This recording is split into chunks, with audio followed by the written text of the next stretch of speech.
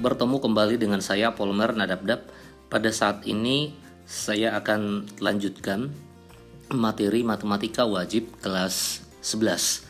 Adapun yang mau kita pelajari untuk sekarang yaitu tentang nilai optimum. Ya, ini lanjutan dari materi program linear yang sudah kita pelajari pada video sebelumnya. Baik, kita mulai.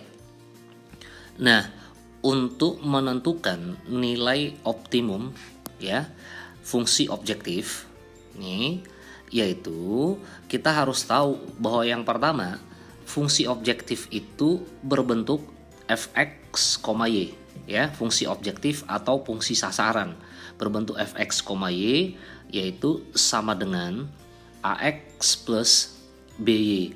Nanti ada kadangkala fx, y ini dibuat z ya, jadi z sama dengan ax plus b, tentu sama saja.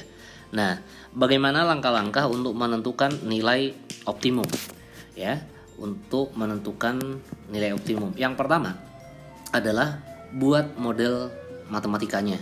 Jadi nanti dari permasalahan yang ada atau dari kalimat yang ada kita buat model matematikanya. Kemudian setelah kita buat model matematikanya, kita buat gambar ya dari fungsi kendala yang ada. Fungsi kendala maksudnya di sini adalah sistem pertidaksamaan linearnya ya. Oke, kemudian tentukan nilai dari fungsi sasaran. Nah, tadi kan saya katakan bahwa fungsi objektif itu sama saja dengan fungsi sasaran di pojok daerah penyelesaian ya. Jadi di sini yang kita gunakan nanti untuk menentukan nilai optimum itu adalah dengan mensubstitusi titik-titik yang ada pada pojok daerah himpunan penyelesaian. Nah, kalau kita substitusi nanti maka yang kita dapatkan nilai terbesar itulah nanti yang merupakan nilai maksimum. Sedangkan nilai terkecil itulah nilai minimum. Baik, supaya lebih jelas kita bahas contohnya satu persatu. Daerah yang diarsir pada gambar merupakan himpunan penyelesaian suatu program linear. Nilai maksimum fungsi sasaran fx, y yaitu x plus y sama dengan apa? Nah, jadi yang diarsir ini ya, kalau kita lihat yang diarsir ini adalah merupakan daerah penyelesaian. Nah, karena ini sudah diketahui daerah penyelesaiannya, sudah diketahui gambarnya, maka kita sekarang tinggal melihat titik-titik pojok dari daerah penyelesaian itu. Yang pertama titik pojoknya ini. Oke, ini titik berapa? 3,0. Oke, sedangkan yang ini adalah 0,3. Satu lagi yang ini ya. Oh ya, maaf, yang ini juga ya, ada dua lagi. Sedangkan yang ini kan pusat koordinat ya, 0,0. Nah, sedangkan yang ini adalah, yang ini ya maksudnya ya, ini adalah merupakan titik potong antara dua garis itu ya, dua garis yang ini dan yang ini. Berarti sebelum kita tentukan titik potongnya, maka langkah pertama kita menentukan persamaan garisnya ini dulu. Kalau ini saya buat persamaan garis satu, ini persamaan garis kedua. Kita tentukan persamaan garis satu. Persamaan garis satu itu memotong sumbu Y di titik ini ya, titik 6, atau titik ini adalah 0,6 dan memotong sumbu X di sini ya, titik ini adalah titik 3,0. Nah, di video sebelumnya saya sudah kasih triknya untuk menyelesaikan soal seperti ini. Yang ada titik yang ada pada sumbu Y kalikan ke X, begitu kan? Sehingga kita dapat yang ini adalah 6X ditambahkan dengan, oke, yang ini 3 sebaliknya kalikan ke Y kan, berarti 3Y. Nah, ini sama dengan 18. Oke, itu persamaan garis yang pertama. Persamaan yang garis kedua ini dengan cara yang sama, ini titik 3 ini kita kalikan ke X ya. Oke, berarti kita akan mendapatkan 3X ditambahkan dengan yang ini ya, yang ini berarti kalikan ke Y, 6 ya. Berarti 6Y sama 3 kali 6 berarti 18. Nah, Kalau begitu, ini kita eliminasi. Sebelum kita eliminasi, maka ini kita kalikan dengan, coba kali 2, ini kali 1. Berarti yang kita eliminasi nanti apa? Y ya. Oke, kalau begitu, kalau kita kalikan maka kita dapat 6 kali 2, 12x ditambahkan dengan 6y, ini sama dengan 2 kali 18 ya, 36. Sedangkan yang bawah itu kali 1, berarti 3x ditambahkan dengan 6y, ini sama dengan 18. Nah, ini kita kurang. Kalau kita kurang, kita dapat di sini apa? 9x sama dengan 36 dikurangi 18 ya, itu 18. Nah, kita bagi 9, berarti x-nya kita dapat 2. Begitu kita dapat x-nya 2, maka kita substitusi mau ke sini atau mau ke yang di atasnya, sama saja. Jadi kalau kita substitusi ke sini, ya, berarti 3 kali 2, 6, ditambah dengan 6y, ya, ini sama dengan 18. Tujuan kita substitusi itu untuk menghitung y ya. Berarti 6y sama dengan 18 dikurangi dengan 6 ya. Berapa itu nilainya? 12 ya. Nah, sehingga kita dapat di sini y sama dengan, sama-sama dibagi 6, kita dapat y-nya adalah 2. Nah, begitu dapat y-nya 2, maka selanjutnya ya, titik-titik pojok yang ada kita masukkan ke fungsi sasaran. Pertama tadi titik pojoknya adalah 0,0. Kemudian yang ini ya 3,0. Kemudian yang ini titik potongnya yang sudah kita cari adalah 2,2. Kemudian yang ini 0,3. Oke, saya ulangi, kita masukkan ke fungsi sasaran, ke fungsi objektif yang fx, y. Ya, sama dengan x plus y. Berarti kalau kita ganti yang ini x-nya 0, y-nya 0, berarti 0 tambah 0. Ya, hasilnya ini 0. Nah, x-nya ini adalah 3, y-nya 0, berarti 3 tambah 0. Hasilnya adalah 3. Nah, dengan cara yang sama, x-nya ini adalah 2, y-nya 2. 2 tambah 2 ya, berarti 4. Oke, kemudian yang ini 0,3, x-nya 0, y-nya 3, berarti x tambah y ya, 3. Yang ini 3. Nah, pertanyaannya tadi adalah nilai maksimum. Sehingga dari sini kita lihat nilai maksimumnya adalah 4. Sehingga jawaban yang benar adalah E. Oke, bisa memahami ya? Baik, itu untuk soal yang pertama. Contoh soal yang kedua. Nilai minimum dari, nah ini Z sama dengan 4X plus 5Y dari sistem pertidaksamaan ini. Nah, ketahui ya sistem pertidaksamaannya. Nah, tentu langkah pertama ini harus kita gambarkan dulu ya. Kita harus gambarkan dulu. Sehingga kalau kita gambarkan, coba saya ambil sumbu koordinat, sumbu Y, yang ini adalah sumbu X. Oke, saya tuliskan yang ini X, kemudian yang ini adalah Y.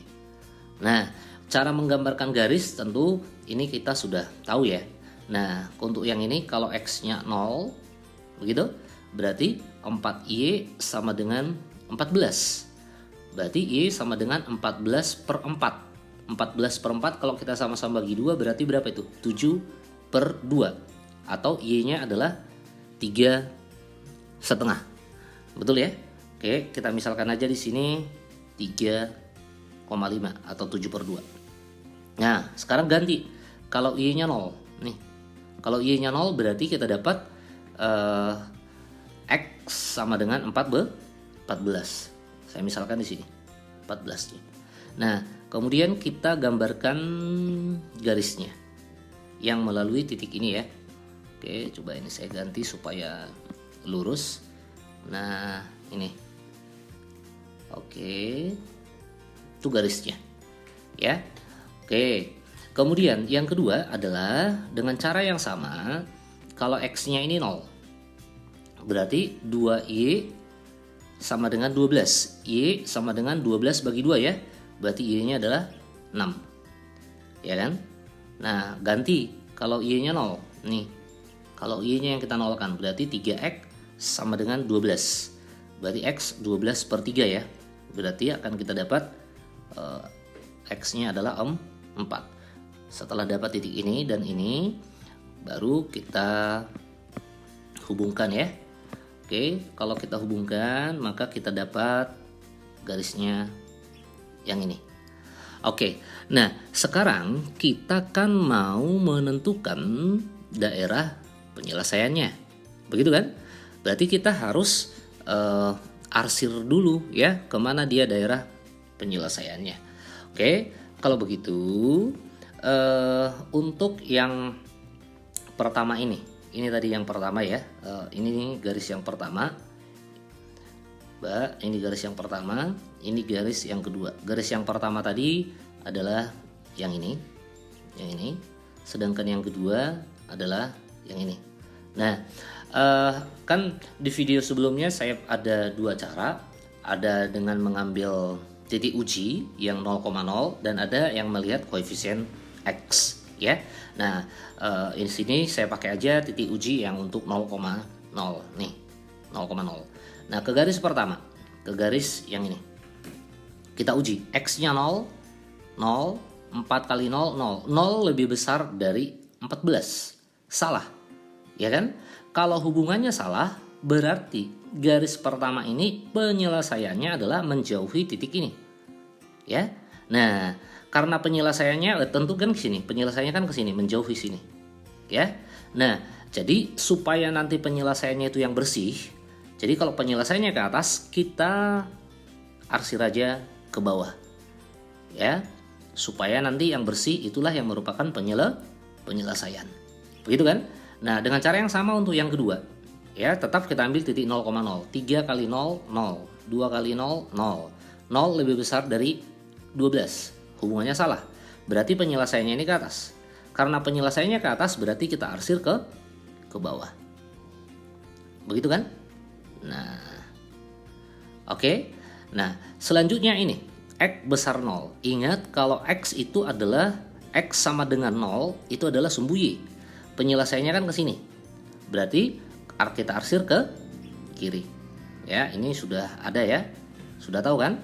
Oke, sedangkan Y besar 0 itu adalah sumbu X. Ya, berarti kalau dia Y besar 0 penyelesaiannya ke atas. Berarti kita arsir ke bawah. Nah, ini. Oke, sehingga yang mana merupakan daerah DHP-nya? Inilah yang merupakan daerah himpunan penyelesaiannya. Oke, nah sekarang kita lihat pertanyaannya tadi adalah untuk menentukan nilai minimum. Berarti kita harus perhatikan titik-titik pojok yang ada pada daerah himpunan penyelesaian. Yang mana itu? Ini. Ya, yang inilah merupakan titik-titik pojoknya. Ini. Titik berapa ini? 14,0. Ya. Oke, ini titik pojok yang ini ya, berarti 0,6. Sedangkan yang ini adalah merupakan apa? Titik potong antara kedua garis. Oke, berarti kita cari titik potong kedua garis. Ya, kalau kita cari titik potong kedua garisnya, berarti di sini saya tulis ya, X tambah 4Y sama dengan ya 14. Kemudian 3X tambah 2Y sama dengan 12. Begitu kan? Nah, supaya sama bisa kita eliminasi, kita kali berapa ini? Kali 2, 1. Dengan tujuan Y-nya sama. Ya, X-nya ya. Oh, bukan. Terbalik ya. Kalau kita mau samakan Y-nya berarti ini kali 1. Ini kali 2. Begitu kan? Nah, kalau kita kalikan berarti apa? X tambah 4Y sama dengan 14, yang bawah 6X ya, tambah 4Y sama dengan 24. Kita kurangkan ya, kita kurangkan aja dari bawah ke atas. 6X kurang X berarti 5X ya, Y-nya habis ya. Ini 24 dikurangi dengan 14 berarti 10. Ketemu X-nya adalah 10 per 2, 5, 2 ya. Nah, sekarang kita substitusi ya. Seperti yang tadi, kita substitusi mau ke atas ini atau ke bawahnya. Terserah, toh nanti hasilnya sama. Kalau saya substitusi ke atas, berarti kita dapat apa? X tambah 4Y. X-nya 2 tambah 4Y sama dengan 14 gitu ya. Berarti 4Y sama dengan 14 kurang 2, 12 ya. Maka ketemu Y sama dengan 12 bagi 4 ya, 3. Sehingga titik pojok yang ini ya, titik pojok yang ini adalah X-nya 2, Y-nya 3, berarti 2,3. Nah, setelah dapat titik-titik pojoknya, baru kita masukkan ke fungsi objektif atau fungsi sasaran yang ini. Oke. Nah, kita substitusi ya, kita substitusi. Oke, coba Z sama dengan 4X ditambahkan dengan 5Y. Begitu kan? Nah, yang pertama tadi titiknya adalah 14,0. Lihat ya. Berarti ini 4 kali 14 atau kalau langsung 4X, 4 kali 14 berarti 56 ya. Sorry, 56 ditambahkan dengan 0. Berarti ini hasilnya adalah 56. Kemudian yang kedua adalah 2,3. Perhatikan gambarnya. Nah, berarti 4 kali 2 8 tambah 5 kali 3 ya, 15. Maka ini hasilnya adalah 23. Satu lagi adalah 0,6. Kalau kita masukkan, maka ini 4 kali 0, 0 tambah 5 kali 6, 30. Berarti ini nilai 30. Pertanyaannya tadi adalah nilai minimum. Berarti kalau kita lihat dari sini nilai minimumnya yang kita dapatkan itu adalah 23. Ya, sehingga pilihannya adalah C. Oke, bisa memahami ya? Baik. Supaya lebih jelas lagi, saya bahas satu contoh soal lagi. Ya, ini soal cerita. Nah, kita perhatikan soalnya. Saya bacakan. Seseorang akan membuka usaha dengan berjualan anggrek dan tanaman hias. Berarti ada dua hal yang mau dijualnya, yaitu anggrek. Nah, saya misalkan aja anggrek ini adalah X. Sedangkan tanaman hias ini saya misalkan adalah Y. Oke. Nah, kemudian di kiosnya dengan isi paling sedikit. Nah, ingat ini ada kata paling sedikit. 30 pot anggrek. Berarti kalau dia paling sedikit, ya, kalau dia paling sedikit berarti X-nya itu lebih besar, kan paling sedikit ya, 30. Kan tadi kita misalkan anggrek itu X.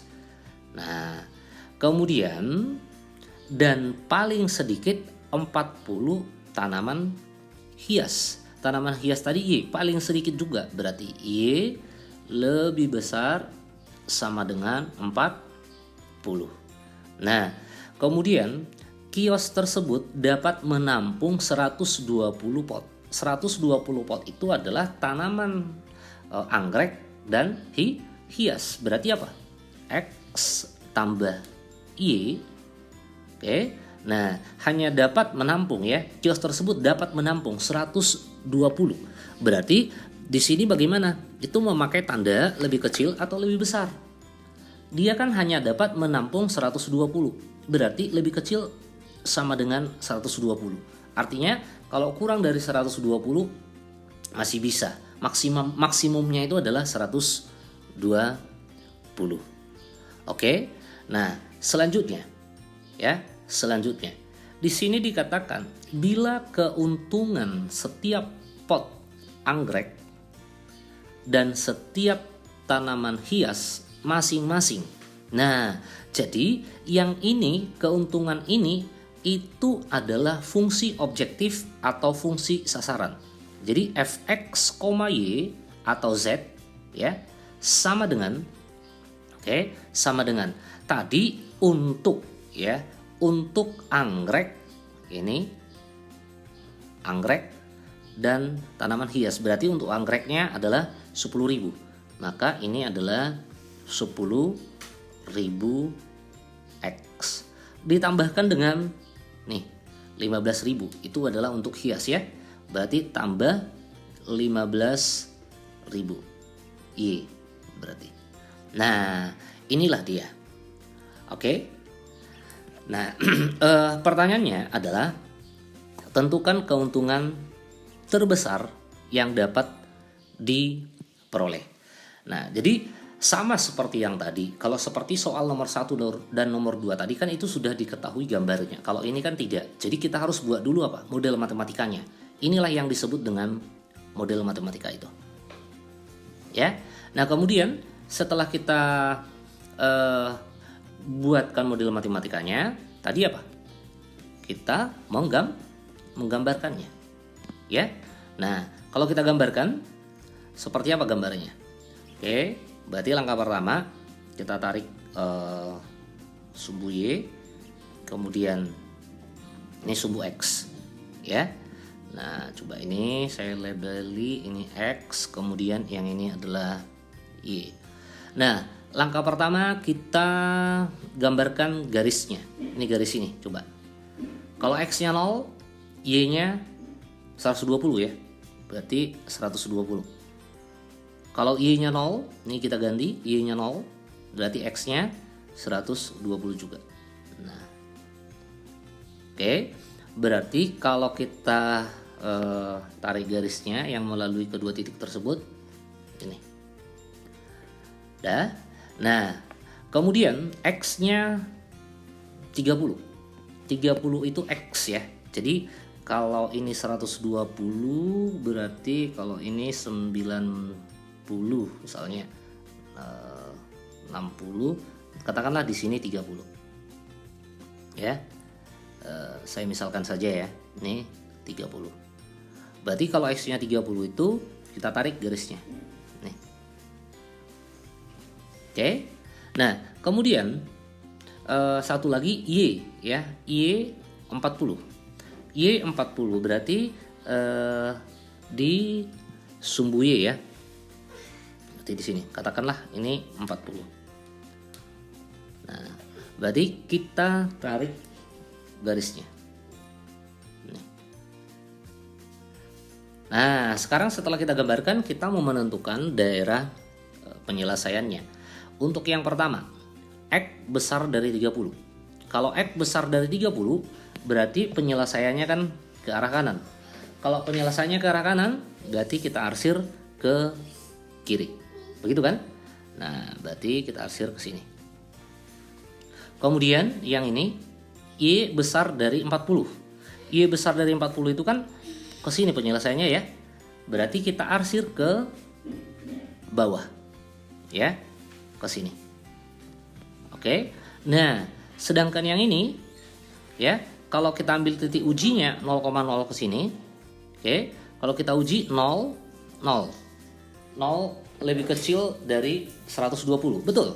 0 lebih kecil 120. Berarti penyelesaiannya ke bawah. Gitu kan? Kalau penyelesaiannya ke bawah berarti kita arsir ke atas. Kebalikan ya.